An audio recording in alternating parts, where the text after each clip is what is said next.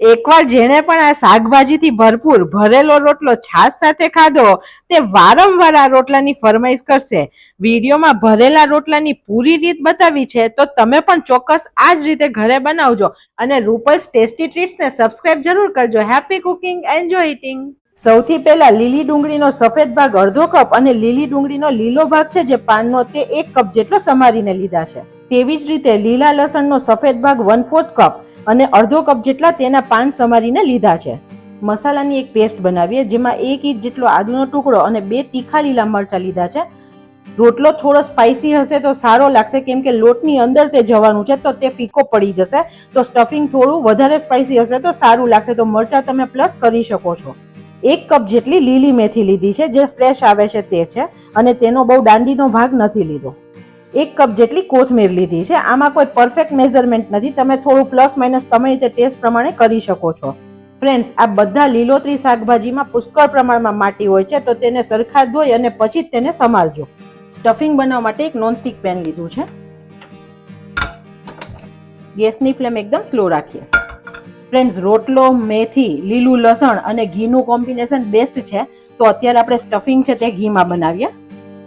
2 ચમચી ઘી લઈએ છીએ. તમે તેલમાં પણ બનાવી શકો છો.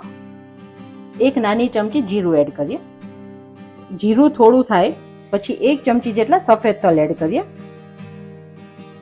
તલનો ક્રંચ અને દેખાવ બંને રોટલામાં સરસ લાગશે. હર ઘરમાં આપણે રોટલો તો બને જ છે પણ ફ્રેન્ડ્સ, આ રોટલો બનાવશો ને તો તમારે શાક કે શેની જરૂર નહીં પડે. તમે ખાલી છાશ હશે ને આ રોટલો પણ ખાઈ શકો છો.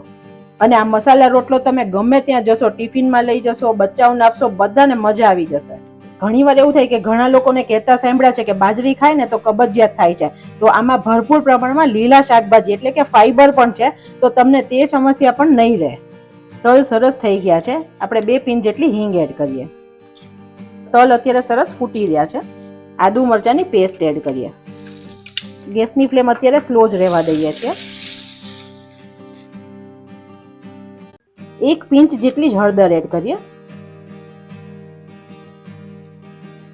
હળદર ખાલી એટલી નાખવાની છે કે લીલા શાકભાજીનો કલર બહુ જ સરસ દેખાય. હવે આદુ અને મરચા સરસ થઈ ગયા છે. પછી આપણે લીલી ડુંગળીનો સફેદ ભાગ એડ કરીએ. તમને એવું થતું હશે કે બંને અલગ અલગ ડુંગળી કેમ સમારવાની? આ લીલી ડુંગળીના સફેદ ભાગને ચડતા થોડી વાર લાગે અને લીલો ભાગ છે ને તે ફટાફટ ચડશે.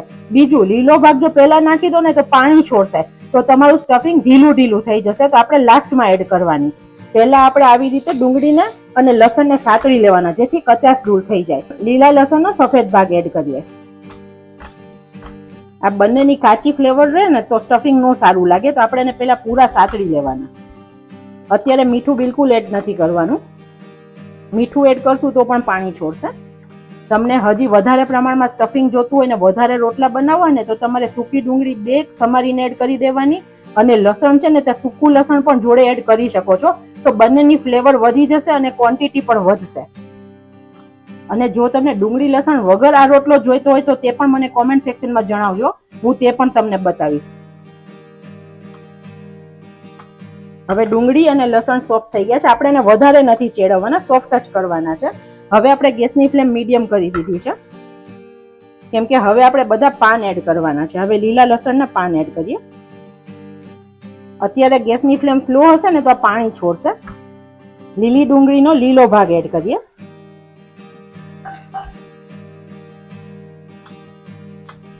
અત્યારે શાકભાજી બહુ વધારે દેખાય છે, હમણાં તે સોસવાય ને નરમ થઈ જશે અને ઓછું પણ થઈ જશે. થોડું સતળાય પછી મેથીની ભાજી એડ કરીએ. અત્યારે બધા શાક પાણી ના છોડે તેની માટે ગેસની ફ્લેમ આપણે ફાસ્ટ કરી દીધી છે કેમ કે સ્ટફિંગ સોગી હશે ને તો રોટલો સારો નહીં બને. કોઈ જ વધારે મસાલા નથી કરતા, માત્ર રૂટીનના સાદા મસાલાથી જ સરસ રોટલો બની જશે. તમે જુઓ પેલા કેટલું બધું શાક દેખાતું તો હવે કેટલું બધું સોસવાઈ ગયું છે શાક. ગેસની ફ્લેમ ફાસ્ટ જ રહેવા દઈએ છીએ. કોથમીર એડ કરી દઈએ. એટલી મસ્ત સુગંધ આવી ને અત્યારે ફ્રેન્ડ્સ રસોડામાં. 1/4 ચમચી જેટલું મીઠું એડ કરીએ કેમ કે શાકભાજીમાં બહુ વધારે મીઠું નહીં જોઈએ. અને આ પાણી જે છૂટ્યું છે તે શોષાઈ જાય તેની માટે 1 ચમચી ધાણા જીરું એડ કરીએ. 2-3 મિનિટ થાય પછી આપણે મેથીને ચાખીને પણ જોવાની. જો કડક અને કાચી લાગતી હોય તો થોડીક વાર હજી થવા દેવાનું. બસ હવે આપણું સ્ટફિંગ બનીને રેડી છે. આપણે ગેસની ફ્લેમ બંધ કરીએ છીએ. હવે રોટલા માટે 2 કપ બાજરીનો લોટ લઈએ છીએ. આ લોટ મારો રેડીમેડ છે ઘંટીનો, તો હું એને ચાળી લઉં છું. અડધી ચમચી મીઠું એડ કરીએ. મોસ્ટ ઇમ્પોર્ટન્ટ વાત, જ્યારે રોટલાનો લોટ બાંધીએ ને ત્યારે હુંફાળું નવસેકું ગરમ પાણીથી બાંધવાનો, જેથી બાજરી છે તે સરસ પલળી જશે અને રોટલો સરસ સ્મૂધ બનશે. આપણે 1 કપ જેટલું પાણી અત્યારે લઈએ છીએ. હુંફાળું ગરમ પાણી છે. પહેલાં મીઠું મિક્સ કરી દઈએ. ક્યારેય પણ આપણે રોટલાનો લોટ બાંધીએ ને ત્યારે 1 સામટું પાણી એડ નહીં કરવાનું, કેમ કે બાજરીનો લોટ અત્યારે બહુ વધારે દેખાશે પણ પછી તરત જ ઓછો થઈ જશે. તો પહેલાં વધારે પાણી નાખશું ને તો બહુ જ ઢીલો થઈ જશે. થોડું થોડું પાણી લેતા જઈ. એમ પણ ફ્રેન્ડ્સ કહેવત છે સૌરાષ્ટ્રમાં કે 7 પાણીનો રોટલો, એટલે પાણી ધીરે ધીરે 7 વાર ઉમેરી અને રોટલાનો લોટ બાંધીએ ને તો રોટલો પરફેક્ટ બને.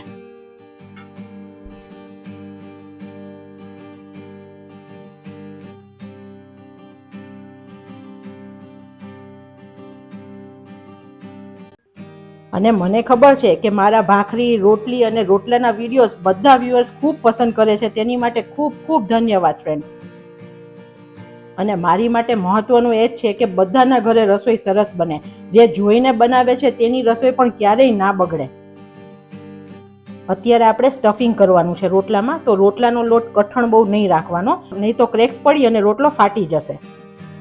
તો અત્યારે આપણે લોટ ઢીલો રાખવાનો છે. મેં તમે જોયું 5 થી 6 વખત અત્યાર સુધીમાં પાણી એડ કરી દીધું છે.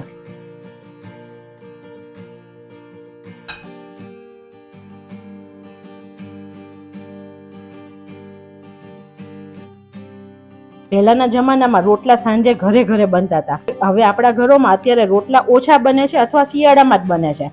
પણ બાજરાના રોટલા ખાવા માટે હેલ્થમાં પણ ખૂબ સારા છે, વેટ લોસ કરે છે. અને તમે ઠંડો રોટલો ને ઘી ખાવ ને સવારે તો એકદમ મજા આવી જાય. રાત્રે બનાવો અને સવારે ખાવ ને તો એકદમ મસ્ત લાગે.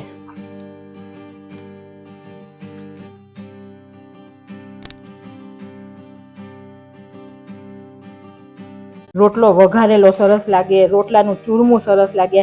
આ એક જ રોટલામાંથી ઘણી બધી વાનગી બની શકે છે ફ્રેન્ડ્સ.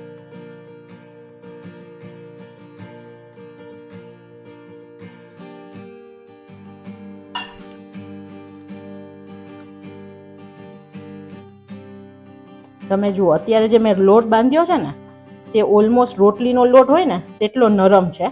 આ પરફેક્ટ છે અત્યારે, કેમ કે આપણે સ્ટફિંગ કરવાનું છે. કડક લોટમાં ક્રેક્સ આવશે. અત્યારે મેં 1 કપ પાણી લીધું હતું. 2 કપ લોટ હતો તો ઓલમોસ્ટ 1 કપ જેટલું પાણી જોયું છે. આ પરફેક્ટ માપ છે. પછી લોટ પર પણ પાણીનો આધાર હશે, વેરિએશન થોડું આવી શકે છે. બીજું એવું કહેવાનું ફ્રેન્ડ્સ કે જ્યારે તમે રોટલા બનાવો ને ત્યારે લગભગ 5-6 દિવસનો લોટ હોય ને ત્યાં જ રોટલા બનાવી દેવાના. તાજા લોટના બનાવશો તો રોટલા સરસ બનશે, પણ 15 દિવસ પડેલા લોટના રોટલા ક્યારેય સારા નહીં બને, ક્રેક્સ વાળા બનશે, ટેસ્ટમાં નહીં ભાવે. તો હંમેશા તાજો લોટ વાપરશું. હવે તમે જુઓ અત્યારે આ લોટમાં લચક નથી, તરત તૂટી જાય છે અને આમ ખુલ્લો ખુલ્લો લોટ છે. હવે આપણે લોટના 2 ભાગ કરી લીધા છે. હવે થોડું પાણી લઈ 1-2 ટીપા જેટલું જ. આપણે નરમ નથી કરવાનો, લોટને ખાલી કૂણવવાનો છે. હથેળીનો આ ભાગ લઈ લાંબો કરવાનો, પછી પાછું ભેગું કરવાનું. પાછો લોટને લાંબો કરો અને ભેગો કરો. આવી રીતે આપણે તેને મસળવાનો છે. આવું કરવાથી લોટમાં ચીકાશ આવશે. જેમ આપણે ગાંઠિયાનો લોટ કરતા હોય ને ફ્રેન્ડ્સ, તેવી રીતે આવી રીતે ચીકવવાનો. હથેળીનો આ ભાગ લેવાનો, જેથી લોટ એકદમ સરસ સોફ્ટ થશે.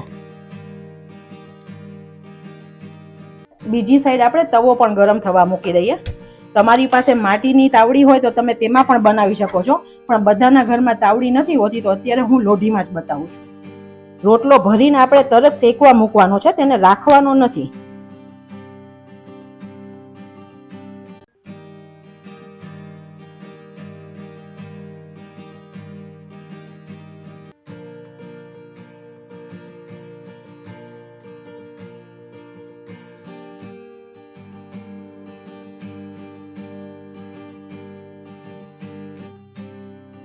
તમે જુઓ આ ચીકવેલો જે લોટ છે તેમાં બિલકુલ ક્રેક્સ નથી અને એકદમ સરસ સોફ્ટ લોટ છે અને તમે આ લોટનું ટેક્સચર પણ જોઈ શકો છો.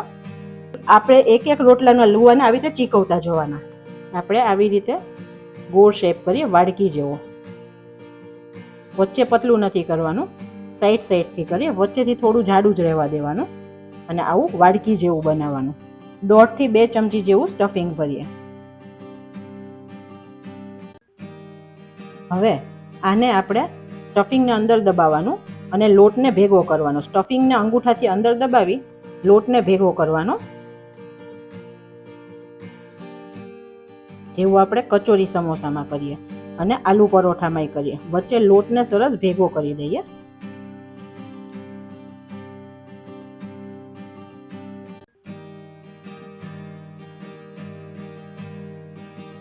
અને એક સરસ લુવું બનાવી દઈએ. ક્યાંયથી તમને ક્રેક્સ દેખાય તો તમે એને પાણીથી પણ જોઈન્ટ કરી શકો છો, જેથી ત્યાંથી તે ફાટે નહીં. અને એકદમ ધીરે કામ કરવાનું, કેમ કે ફ્રેન્ડ્સ આમાં અંદર આપણે સ્ટફિંગ ભર્યું છે. અને આ રોટલો થોડોક થીક રાખવાનો, એકદમ પતલો નહીં.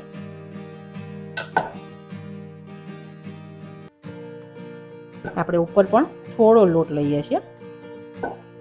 ધીરે ધીરે આપણે આને ફેરવીને સહેજ થપથપાવવાનો અને અહીંથી બીજા હાથથી સહેજ સપોર્ટ દેવાનો, જેથી રાઉન્ડ થતું જશે. નો ફાવે તો તમે પાટલીથી પણ કરી શકો છો અને તમે વેલણથી 2 કોથળી વચ્ચે રાખી અને વેલણથી વણી પણ શકો છો. એકદમ પોલા હાથે કામ કરવાનું, જરા પણ વજન નથી દેવાનું.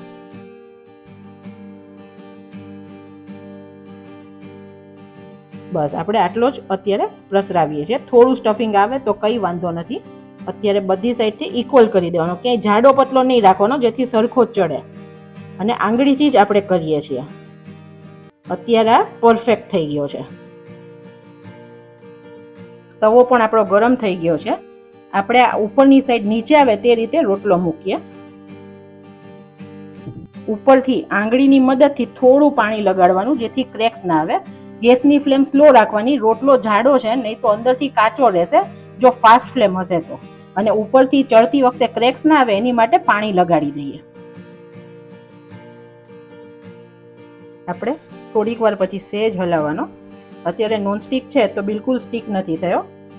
આ ઉપરનું પાણી ડ્રાય નહીં થાય અને તમે ફેરવી દેશો ને તો અહીંયા પાણીવાળો ભાગ છે તે ચોટી જશે અને ત્યાંથી પછી લોટ ઉખડી જશે ને સ્ટફિંગ બહાર આવી જશે. તો અહીંયા પૂરું ડ્રાય થાય પછી જ આપણે તેને પલટાવશું. હવે અહીંયા ઉપર બધું પાણી ડ્રાય થઈ ગયું છે, આપણે ફેરવી દઈએ. કેટલો મસ્ત રોટલો એક સાઈડ ચડી ગયો છે. આવી રીતે ચડી જશે ને તો બિલકુલ કાચો નહીં લાગે. તમે આવી રીતે તવીથો નાખો ને ત્યારે તમને લોટ જેવું ફીલ થાય, તો તમારે તરત નહીં પલટાવવાનો. તમને કોરો ભાગ લાગે તો તમારે એને પલટાવવાનો. જો લોટ જેવું હશે ને તો સ્ટીક થઈ જશે અને સરખો નહીં ચડ્યો હોય. અત્યારે હવે આ પરફેક્ટ છે, હું ફેરવી દઉં છું. તમે જુઓ અત્યારે પણ સરસ ચડી ગયો છે. અને આ બંને સાઈડથી સરખો ચડે તેની માટે કોઈ પણ કપડાથી ધીરે ધીરે દબાવો, જેથી બધી સાઈડ સરસ ચડી જાય. નહીં તો વચ્ચે ચડી જશે અને સાઈડ લોટવાળી રહેશે. જે તમને ગ્રીન ભાગ દેખાય છે ને તે ચડી જવો જોઈએ. અહીંયા જુઓ, અહીંયા બધી સાઈડ ચડી ગયો છે. હવે આપણે ખાલી કિનારી પર એને થોડો થોડો પ્રેસ કરીએ છીએ, જેથી ત્યાંથી પણ ચડી જાય. નહીં તો ત્યાંથી લોટ ખાતા હોય ને તેવું કાચું કાચું લાગશે. આવો રોટલો હોય ફ્રેન્ડ્સ, ઘરનું માખણ હોય, છાશ હોય, રાયતા મરચાં હોય તો બીજું શું જોઈએ જમવામાં. શિયાળાની મજા જ આવી જાય. તમે ગમે તે સિટીમાં રહેતા હશો પણ ગામડાની મોજ લઈ શકશો. હવે આપણે રોટલાને એકવાર ફૂલાવી દઈએ.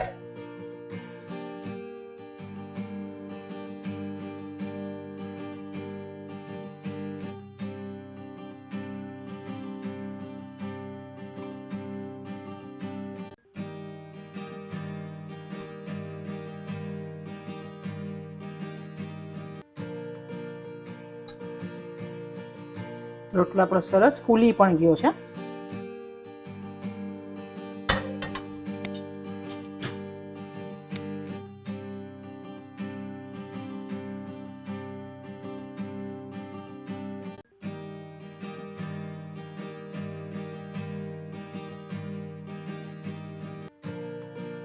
ઉપરથી આપણે ગરમ ગરમ રોટલામાં ઘી લગાડીએ.